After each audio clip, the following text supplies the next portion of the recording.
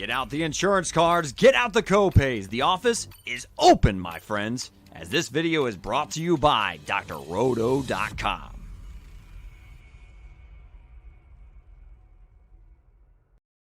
Hey everyone, welcome to the Look Back podcast. I am Sam Holt. Tonight I am joined by Eric Romoff. Eric, what did I say before I started the show that I normally mess up the intro video? Because I literally messed up the intro video. I rolled the fantasy debate intro and I was like, wait, nope, definitely clicked the wrong one. I just said I was going to do it and I did it without fail. And here we go. And now you've got me trying to fill in Tate's shoes, which are big shoes to fill. So I know, and you're not even supposed to be filling in. You're not even supposed to be filling in Tate's shoes because this isn't the fantasy debate. Normally it's me and Maddie. So you're supposed to be filling in for Maddie Kroll, one of our newest members over at Dr. Roto, and she's freaking fantastic. But yeah, so you have to fill her shoes tonight, which means you have to bring me all kinds of extra analysis of defensive and offensive lines and all of the mismatches from the weekend. Are you ready to be her right now? Let's go in the trenches. If we can get about 50% of replacement level out of me, I think it's a good night. Sounds good. Well, let's talk really quick about the game that we just had, because I think when I first turned on the game, first of all, I missed the first quarter, and I didn't feel like I ended up missing much because it just didn't seem like the Ravens showed up for the game tonight. And then all of a sudden, second half, fourth quarter, really, Ravens turned it around and they just got the win. Like, where did that come from? What kind of pep talk was that? Yeah, it must have been a real win-one for the Gipper at the halftime, right? If the first quarter, really all you missed was the Colts trying to take advantage of an over-aggressive Ravens defense with the short pass and the screen game. We saw Jonathan Taylor break one for 70-plus yards on his first reception of the game. So that was really the story of most of the first half. There's some weirdness with Rodrigo Blankenship and whether or not he was injured or whether or not he was available. Or whether or not he just lost his helmet on the sideline for a moment. You're like, I think he just doesn't have his helmet, and that's why he's not on the field. Yeah. Nobody knew for a second. The announcers were just commentating on their, like, I think we don't know. Nobody knows. Like, we can all speculate together. This will be great. It just was openly awkward with the commentary of like, we don't know what's going on. There is a punter attempting a field goal. And then the Ravens ended up messing up that play, and then they got to try it again anyways, which was hilarious. So that was definitely one for the books. Definitely less boring than I thought that game was going to be, at least not how it started. Yeah, I thought we were in for kind of a snooze fest, especially looking at the first half. And then for whatever reason in the second half, the Colts decided to stop defending the Ravens' two best receiving options. So Hollywood Brown finishes over 100 yards with two touchdowns. Mark Andrews finishes nearly 150 yards with two touchdowns. All of this production coming in the second half. I was playing against someone with Mark Andrews, and I had the lead by maybe like a decimal point, and I was like, if Mark Andrews drops a pass, we're good. No. We're just going to stamp this as a loss for you, Sam, and we're just going to give those like last 5 minutes just touchdowns for Mark Andrews. Just let's get it done. That was very all of my Monday night sweats were against Jonathan Taylor, so I knew my night was done about 2 minutes into the game. So brutal. But this is the Look Back podcast, so let's go ahead and rewind the clock, and let's start with the very first game. Guys, if you're tuning in, thank you so much. We're going to pretty much pick a player per game as we go back through the week that was week 5. And then if you have questions, please throw them in the comments. We're happy to go through them as we get through these live. And then Eric and I will tell you our latest articles that will be coming out this week for more amazing content from Dr. Roto. So let's first start off with the Seahawks-Rams game. And I think the main talk from that was, is Robert Woods officially back? Can we finally put him back into our lineups with some sort of confidence, some semblance of hope? Yeah, from my point of view, he never should have left our lineups. Obviously, he wasn't performing to the level that we all hoped for when we drafted him where we did. But it seemed like the offense was going to break back in his favor before long. To put it in the famous words of Scott Fish, the squeaky mouse gets the cheese. And they went to Bobby Trees early and often. He saw 14 targets. He hauled in 12 of them for 150 yards. Cooper Kupp still had a fine day. He received 10 targets, hauling in 7 of them for 92 yards. But very much so, Robert Woods was the point of emphasis for this offense coming into the Thursday night game. Absolutely. And you have to think, there must have been a lot of deep conversations last week of we need to get Robert Woods utilized. Otherwise, I mean, he's such a good receiver. If I were him, and I'd be leading a far different life if I was him. But if I was, I would immediately go to my agent and be like, they're not even playing me. Get me a trade. Like, and there's plenty of teams that would pay handsomely to get him onto their team. So hopefully we've got a happy Bobby Trees going forward, happy, fantasy owners going forward. For myself, I have a lot of shares of Robert Woods. I definitely feel like I've slept better this weekend knowing just how many targets he had. Yeah, it was great to see it. I've got a lot of Robert Woods out there myself, so very happy with his week 5 performance. I don't think that it sustains quite to this level. I think he's more in that kind of mid-tier wide receiver 2 range Sure. here on out. But even that is a market improvement from how he was performing in the first 4 weeks. He has some friendly matchups coming up, though. Giants and then the Lions. You love those matchups. Houston did put up quite a fight this past week, but, I feel like there's definitely quarters that they decide to sleep more than others. So I feel like the next 3 weeks are definitely weeks that I love Robert Woods going into those matchups. But let's go on to more games from Sunday. We'll go to the early one. I don't know if you got up early enough to catch the London game. I certainly did not. I was a little hungover that morning. So I basically just caught the second half. But it feels like Kyle Pitts can finally be a thing. All the people that drafted him in the first round, are they finally saying, hurrah, Kyle Pitts is here? Yeah, this was vindication for all of the Kyle Pitts truthers out there.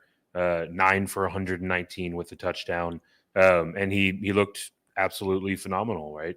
I do think that we need to take this game with a bit of a grain of salt, right? Calvin Ridley was out. Russell Gage was out. It was the Jets defense, right? Jets, yeah. So it's ultimately pretty big grain of salt. Yeah, I mean, I think this is probably closer to his ceiling than his floor, but I do think that this was the coming out party for Kyle Pitts, and we will see that Atlanta offense continue to find ways to get him involved. So better days ahead relative to the first 4 games of the season, at least. I completely agree. Maybe this is the ceiling for him.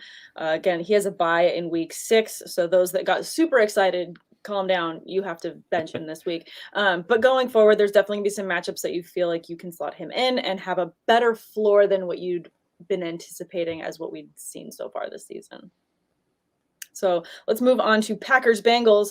And in this one, I feel like I don't know how you had the Bengals receivers ranked prior to the start of the season. We all knew that Ja'Marr Chase was going to likely be a favorite, but oh boy, is he the favorite. Like, he's easily the wide receiver 1 now. And now the question is, do Higgins and Boyd even have a chance to match his targets? No, the answer is no.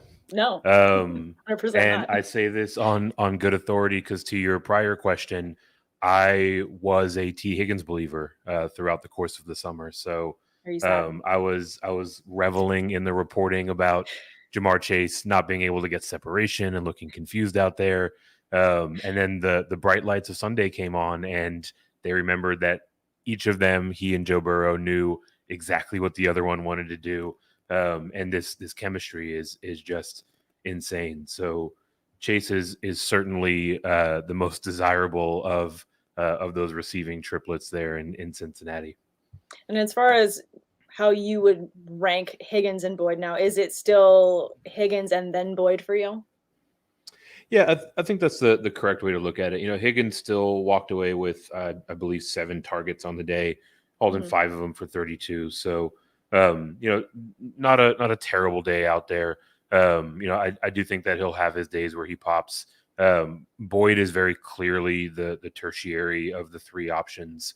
Yeah. I think from the DFS point of view, I'm probably going to have a lot of weeks where I go with a Burrow Chase stack, and then whichever of the other 2 is the least expensive. Because I would imagine their price is probably going to interchange throughout the weeks to come. I mean, I even think that in that situation, a DFS stash, it wouldn't be crazy to slot in CJ Uzomah at tight end for a cheap tight end option because he is getting several targets per game. So just knowing that you have the floor that is Joe Burrow and that he's going to throw it as much as he's going to, there might be some matchups that favor the tight end position. So you might slot him in there too. Yeah, absolutely. We saw him explode on that Thursday night game. A little bit quieter performance this week, but certainly has a role to play in that offense. Definitely. All right, let's move on to Detroit and Minnesota. DAndre Swift, kind of in the middle of a interesting type of roller coaster where he likes to be super on one week and then completely off the next and immediately flip back and forth. When you look at his stats, it's absolutely ridiculous how up and down evenly it is. I mean, in my one PPR league that I have him in, he had 24 points in the first week, 11, 23, 8, 22. Like, what are we doing with Swift? Can we get a little bit more consistent? Just a little bit? I would hope so. But I also don't have a whole lot of faith in NFL head coaches to do the logical thing, right? Anyone can watch DAndre Swift's game from last week, early any of the weeks, and see just how dynamic he is with the ball in his hands. He's running through people. He's finding little creases to just dart through. I mean, literally everything you're looking for in a bell cow running back, he brings to the table, but he still sees between 50 and 60% of touches on a given week. So I know everybody out there is wanting to bust out the Kleenex for Dan Campbell in his tear-soaked press conference, but honestly, you can miss me with all that until you start feeding DAndre Swift. Well, I wonder if if it is going to actually even out and we're going to see more Swift, just because the way that teams are covering TJ Hockenson completely, like blankets over blankets, you're not even seeing him in these weeks. I wonder if that's just going to force the uptick in at least the passing game usage of Swift.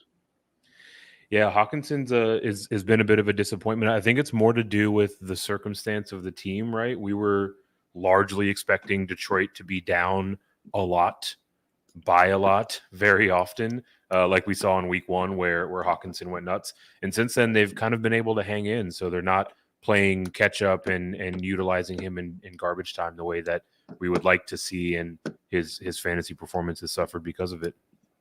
Yeah, it's definitely been brutal as someone that has been high on Hockenson in the offseason and hoping that he would end up, top 3 tight end for the season. First 2 weeks, you could see it.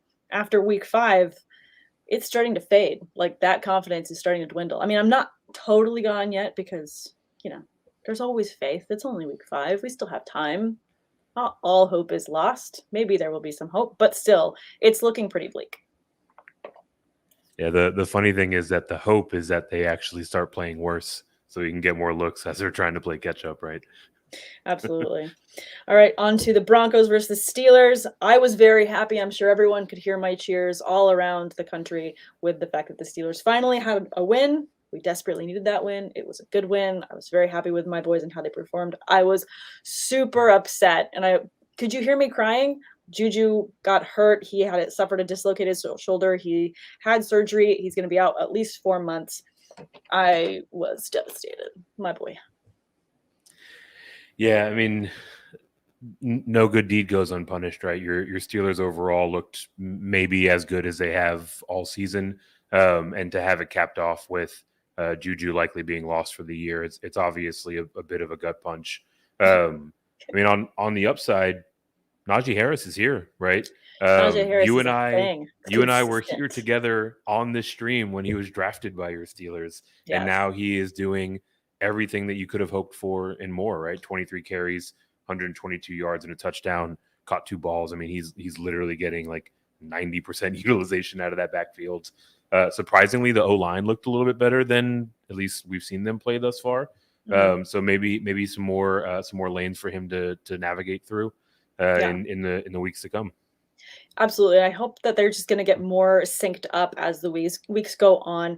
What you're going to be able to hang your hat on every week is that you can start Najee Harris and know that he has a very high floor of usage week in and week out in terms of who's going to be taking in the targets that are vacated by JuJu. That is definitely going to be Chase Claypool. Maybe, and this is probably more of like one of those deep leagues a la Scott Fish, if he's even still available, because I feel like every player I even think of to go pick up is already gone when I'm playing in Scott Fish.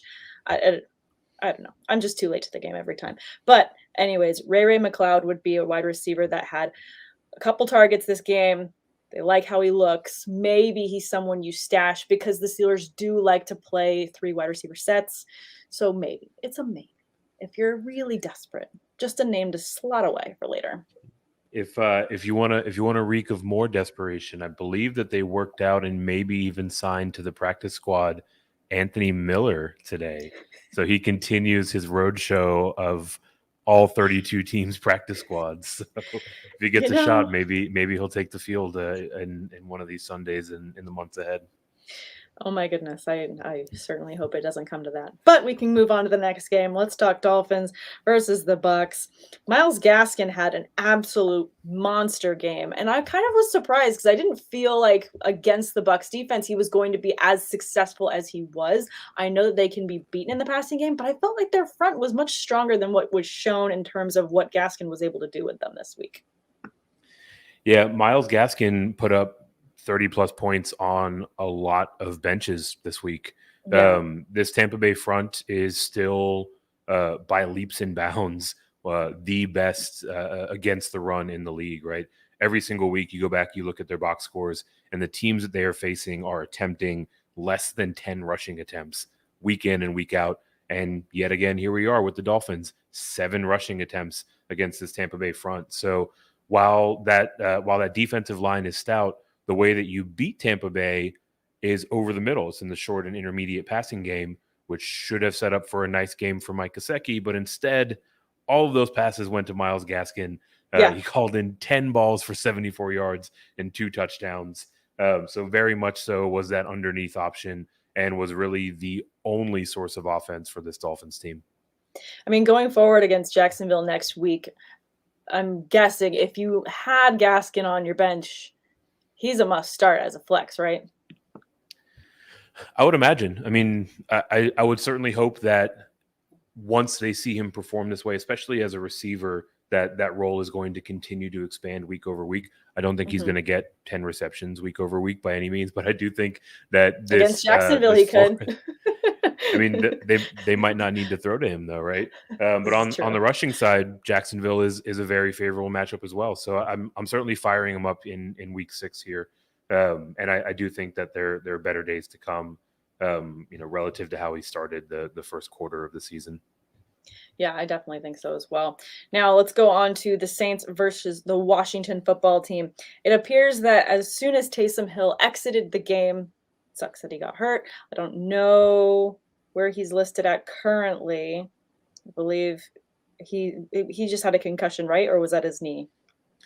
No, he had a pretty scary looking concussion. So he's in the protocol. I mean, with concussions, it can be less than a week. It can be multiple months. Weeks. So yeah, hard to really tell what the outlook for Taysom Hill is. Which is brutal, and we definitely hope that he gets better soon. But while he's out, definitely seems like Alvin Kamara is Alvin Kamara again and not getting his goal line work stolen. Yeah, the theme of the week, right? Prayers up for Taysom Hill, but if he's going to be out, let's go Alvin Kamara, right? 16 for 71 and a touchdown, 5 receptions for 51 and another touchdown, so he scored almost 30 points, and very much so looked like the elite running back that everyone drafted him to be. So while it always is, it's always painful to watch someone get hurt, you always hope for the best. It does seem like him removed from the offense, or at least the concept of him removed from the offense, allows things to be a bit more centralized in terms of where the production is going to land. Absolutely. And I mean, they are on a bye this coming week, so maybe they have him back for week 7, and we're all speaking too soon and too excited for possible more usage of Kamara. But at the same time, I feel like it'd be remiss to see a game like that and just to see his success and then think, let's go back to all trick plays and get Taysom Hill back in there. Come on. Like, Kamara does so much for you. Like, maybe if he's having a week where, he's got a couple extra bruises that week, he doesn't really need to be utilized that much. You want to rest him a little bit? Sure. But in the meantime, let's fire him in there. Crying out loud. All right, let's go on to the Eagles versus the Panthers. The first half looked abysmal is kind of too gentle of a word for how Jalen Hurts looked in that game for me. But then by the end of it, he completely righted the ship. And by the end of it, looking at fantasy-wise, Sam Darnold was just brutal this week in terms of fantasy output. Yeah, I mean Sam Darnold had a really rough day, right? I think he threw 3 interceptions against a really porous Philadelphia defense. So Yep. ultimately, his worst performing day on the young season, and I think that there's probably more days like this ahead of him. Yeah, I mean, you think there's gonna be more days where he's going to continue to struggle, or do you think it's going to get better? No, I think the struggles are going to continue. He's certainly taken advantage of soft defensive matchups in the weeks past. But Mhm. if you look at it, at least prior to this week, all of the stats that were being floated out there, he was the league leader in rushing touchdowns, at least at the time. Mhm. And we saw this week he didn't get any. He's coming off Mhm. of back-to-back weeks in the 2 prior where he scored 2. So I do think that is going to continue to regress back to the mean, and we're going to see that rushing touchdown productivity continue to evaporate. So that really has him closer to like quarterback 23, 24 or so. Yeah. If you remove those rushing TDs from his early week performances. No, I definitely see that there with you. But and in terms of Jalen Hurts, obviously he had such a brutal first half, but I feel like it's going to end up evening out for him going forward. Maybe he doesn't rush it in for a touchdown this week coming up against the Bucks, but I do think he does better. In terms of how he can use Devonta Smith in week 6, I like that matchup for him a lot. Yeah, I think this is kind of the quintessential Jalen Hurts game, right? Doesn't look Yeah. particularly good through most of the game. Not all that effective throwing the ball. Makes one read to Devonta Smith, and then just gives up on the play. Either throws it out of bounds or tries to pick up what he can with his feet. But you get to the end of the game, and all of a sudden he's got close to 10 rushes, 50 or so yards, and maybe a rushing touchdown or 2. So I think this is going to be the hamster wheel that we're in with Jalen Hurts for the long haul. Might as well buckle up. It's going to be one of those bumpy rides. But let's talk about the Titans versus the Jags. It's obviously the Jags are a mess. They're just a mess, and that we can probably, by the end of the season, just continue to call them a mess. And as they try and figure out whatever they're doing, coaching wise and down, we're left to figure out what to do with these wide receivers that, for myself, I figured with someone like Trevor Lawrence, every single wide receiver is going to get peppered with targets, and I'll be able to guess, oh, I should have a good floor from Shenault this week. Maybe I can slot him in DFS. But unfortunately, I think we all got a middle finger this weekend in the fact that Tavon Austin and Jamal Agnew, and I had to write these out because I was like, what? Tavon Austin's still in the league? Like, they both outscored Marvin Jones and Laviska Shenault. This is ridiculous. Like, what? This isn't fair. It is absolute madness. Everybody out there who is watching or listening, raise your hand if Marvin Jones or Laviska Shenault busted your DFS lineup, because you are in good company. The 2 of them combined for 2 receptions for 80 yards in a game that literally had everything break in their favor and broke the way that we all forecasted, right? We all knew that Derrick Henry was going to score 1 million touchdowns and maybe put up 1,000 yards on the ground. He basically got there. We knew that they were going to be throwing to catch up. And of course, those throws, I should say, went to guys that nobody knew was in the league anymore. So just the most Urban Meyer performances out there. Even when they were trying to come back late in the fourth quarter, they all of a sudden decided to give Carlos Hyde a carry on 4th and 1, and he promptly lost 3 yards. So it's just a calamity of errors there in Jacksonville. And I will not feel safe following that game, rostering or firing up any of these players in any sort of meaningful situation going forward. Yeah, no, it's going to be really tough to be excited about starting any of them unless I'm in a league where I'm starting 4 wide receivers and I've got a couple extra flex players and someone's hurt. Then I'll just throw one of these guys in there just because they're not hurt right now. Literally, if you don't have a question mark next to your name, you're getting a start if you're on one of my teams, because there's so many questionable players out there. It's just very disappointing to see these passes shake out this way. This is not what I signed up for. Not at all. On a positive note, like shout out J-Rob. He looks like 2020 version of himself. He's still getting almost all of the work there, 149 yards and a touchdown. So very much so has that volume floor that we're all looking for. But apart from that, you're certainly better off looking elsewhere. Absolutely. And if you picked him up in redraft this year, you're really happy about where you got him as well, because his just ADP tanked as we were getting closer to the season until the injury. And then if you had drafted before, you were like, hey, I'm glad that I have now a top running back for such a cheap price. Like, thank goodness. Yeah, we might be looking at the rare back-to-back fantasy MVP seasons, right? Because he was free last year. All of the ETN hype had him basically free this year. Yeah. So those that are rostering him, I mean, they've got a significant edge on the field, to say the least. Absolutely. So, super, just so lucky. I just get so upset because I don't have him in a lot of my leagues, and it makes me sad. But let's move forward and talk Patriots-Texans, which ended up being a closer game than I think any of us thought would be. And Davis Mills looked good. Like, what? That was weird.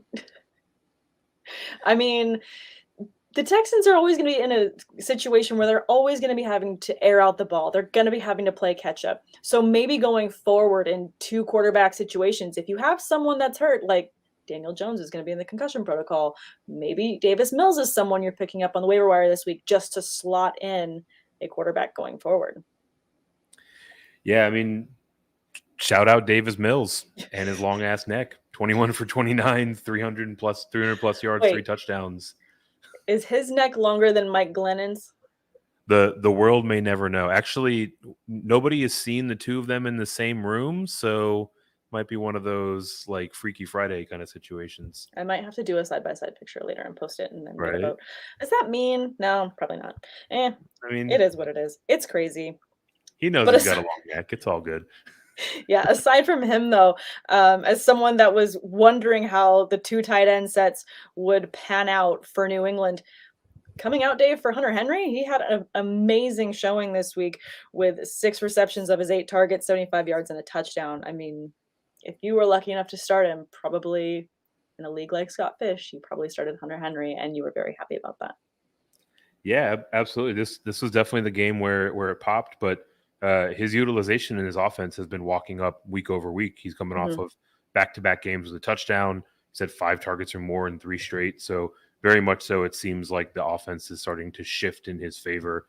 And he's all of a sudden tight end 8, right? So at a position where there's the upper crust and then sort of everybody else, he definitely seems to be carrying that sort of upward trajectory over these last few weeks. Absolutely. Now let's move on to Vegas versus the Bears. And we don't need to talk about the entire situation with Vegas as all of that news unfurled during or just before the Ravens game. It was kind of hard to figure out when all of my ESPN notifications started going off. But we do know that John Gruden is no longer the head coach there for the Raiders. But let's talk about the Bears and how it felt like the defense kind of bailed out Justin Fields this week. And I feel like it's going to keep getting better for Justin Fields, but he had a scary moment where it looked like Andy Dalton was going to have to take over, and then he got back on the field. I don't know. How many shares of Justin Fields do you have, and what confidence do you have in putting him in a lineup going forward?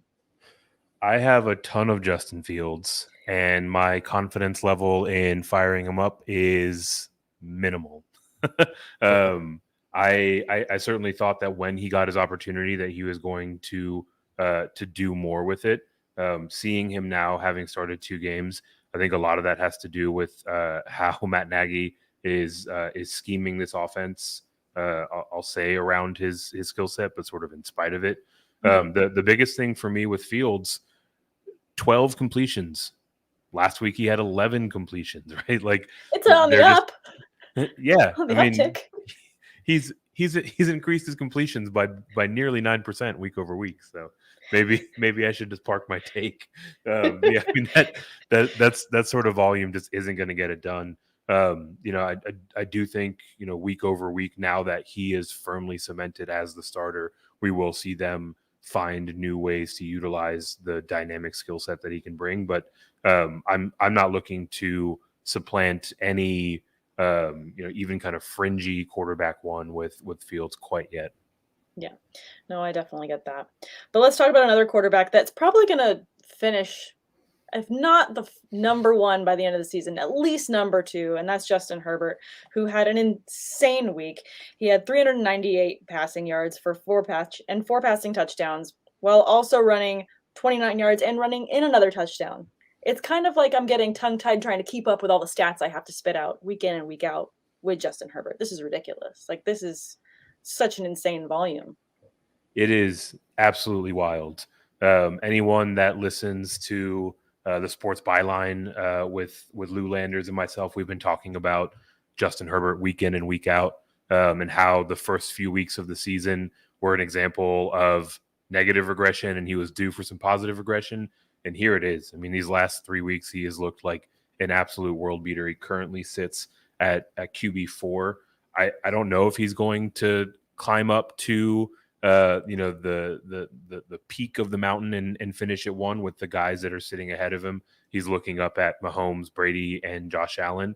But ultimately, he was being drafted as sort of like a 8 to 12 QB kind of range. So to get him potentially finishing inside of the top 3 or 4 is an amazing return. And I think that we're going to see him continue to light it up week over week. Absolutely. And it just makes me excited to have any sort of stack with Justin Herbert in DFS week in and week out. I just love the return that you're going to get on those. Mike Williams is just looking fantastic. I just love how that whole offense is looking. So for me, it's just all gold stars. On the opposite end, a team that has no gold stars, nothing but red marks next to half of their team. Giants versus the Cowboys. Who didn't get hurt in this game? It felt like everyone was getting dinged up. At one point, it looked like Zeke was down as well, but I think he just had an awkward fall, so it seems like he ended up being just fine. Pylon. Yeah, that would hurt anyone. I would probably be holding my back too. Didn't mean to fall on that. But yeah, he ended up being okay. Unfortunately, Daniel Jones has a concussion. Saquon's knee looked like it ate another ankle. It swole up literally twice the size. I'm sure everyone has seen the photos by now. But then also Kenny Golladay is out. He hyperextended his knee. Kadarius Toney does have a questionable mark next to his name, but he seems like he will be fine going ahead. And he seems like the big waiver wire add with so many players hurt. But are you going to be adding him knowing that if Daniel Jones is out any amount of time, Mike Glennon's going to be throwing him the ball? You still be okay with that? Yeah, Mike Glennon and or Davis Mills to be determined. We'll do some sleuthing and report back here next week. I mean, look, like there's nothing at all exciting about the prospect of Mike Glennon being the quarterback for any player that you're rostering in fantasy, but a lot of Tony's production came with Mike Glennon on the field, right? So I don't think that it is a floor of 0 once Mike Glennon is under center for this Giants team. So to your prior question, I'm absolutely going out to pick up Kadarius Toney. I think it was really just a matter of when he was going to get his opportunity. And now that he has it, now that he has arrived at that opportunity, I don't think he's going to give it back, right? So I think that he is very much so viable week in and week out. Shout out my guy, Andrew Cooper, went out and picked him up a week early in the Pros with Joe's charity league. So now everyone is over there praising his savvy waiver wire moves. So very nice. Definitely someone I'm going to be investing in here when we run waivers in a day or so. I went and picked him up in a league as well and started him at flex because I just had so many people hurt, but I don't remember which league it was in. I need to find my receipts so I can post them because I did do that this week. I was very excited and I was like, hey, I didn't think I was going to get any points in that slot this week. That's awesome. Look at us. We made it. Look at us. Nobody expected this. Let's go ahead and talk about the Cardinals and the Niners. I feel like, to me, this was a matchup that I was thinking, okay, depending on how Arizona does in this matchup with the Niners against this defense, it's really going to tell me what kind of team we've got here in terms of just their success rate. And they looked good. They were able to hold off the Niners and come out with the win. And it looks like Rondale Moore's just the undisputed wide receiver 2 behind Hopkins now. Certainly in this game, he was the wide receiver 2 behind Hopkins. The thing that's been most surprising for me about this Cardinals team is just how much of a leap their defense has made relative to last year where they were a turnstile, but also how effective they've been running the ball, right? We see James Conner continue to score touchdowns week in and week out. Chase Edmonds was a little nicked up heading into the game this week, but he was still involved in the offense overall. Obviously, Kyler can break one, and it seems like they've sort of balanced or found this equilibrium in this Cliff Kingsbury air raid offense where they are first going to establish that they can gash you a number of different ways on the ground and then continue to run more 4 wide out sets than any other team in the league. And whomever gets the favorable matchup is the guy that's going to go off that week, right? So based on skill set, it should be Rondale more than anybody else. But sure. It seems like Kyler's done a really good job of identifying the weak spots in that defense and just continuing to exploit it. So that means that maybe in DFS, some of us will be very sad and some of us will be very happy should we start AJ Green that week. Or Christian Kirk. I mean, Rondale Moore is going to have his weeks too, right? Yeah. Figuring out the leverage or the pivot option in Arizona is going to be a season-long plight. But at least you know that DeAndre Hopkins is still DeAndre Hopkins, and he's still freaking good. Never change. Never Some change, things DeAndre. never change. Please just always stay you. Be you. Be and let's you. wrap it up with the Sunday night game. Bills versus the Chiefs. I called the Bills to win, and Tate and I both called the Bills to win this one. And we both felt awkward putting that out there and thinking, okay, Mahomes is going to hear us say the Bills are going to win, and he's just going to turn it on. And he could not finish this one out. It was kind of heartbreaking to watch this like immediate struggle in their offense of just like, what is happening? Our powers are gone. It was very awkward for them, but the Bills looked fantastic. The player I want to talk about from this matchup, though, is Dawson Knox. He looked fantastic, and just how much he's getting utilized in the passing game. Could he finish the season as a top 3 tight end? Absolutely, right? I mean, he's technically there now, right? He's sitting at number 2 in PPR scoring.